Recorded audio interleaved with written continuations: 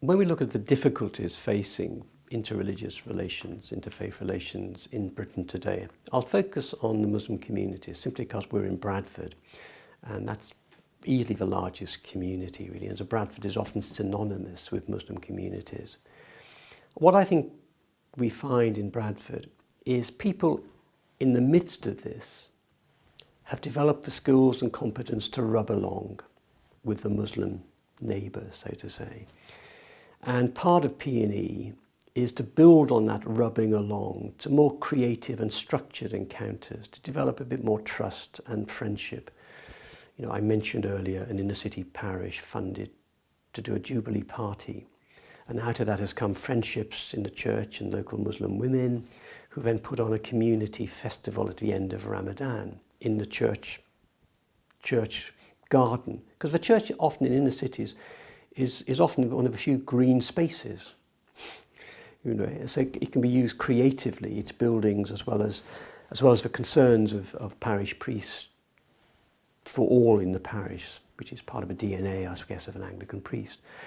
I think the difficulty is less with the inner cities who have had to learn these skills of rubbing along with diversity and with the Muslim communities.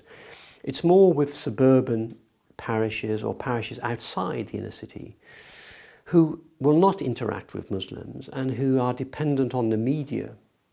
And the media, what sells newspapers is bad news stories.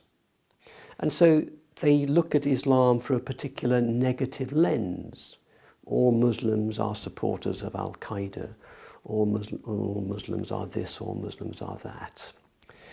And I think one of the challenges of interreligious encounter is to use the positive experiences developed in the inner city and to twin with a suburban parish, to take a mixed group of women from an inner city parish, Muslim and Christian women, into the Dales, for instance. And that's been done. And both have benefited from that. You know, misunderstandings have been chipped away, so to speak, in both places. So I think in many ways the difficult issues are not in the inner city parishes. What very interesting presence and engagement research has shown that clergy who were unfamiliar with religious diversity when they came to places like Bradford find the challenges so interesting, they want to stay.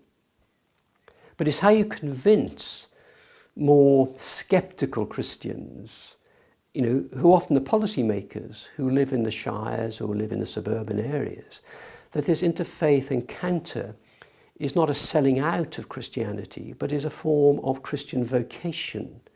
But as we engage with the other, our understanding of our faith is deepened and enlarged, and the specificity of Christianity becomes much clearer.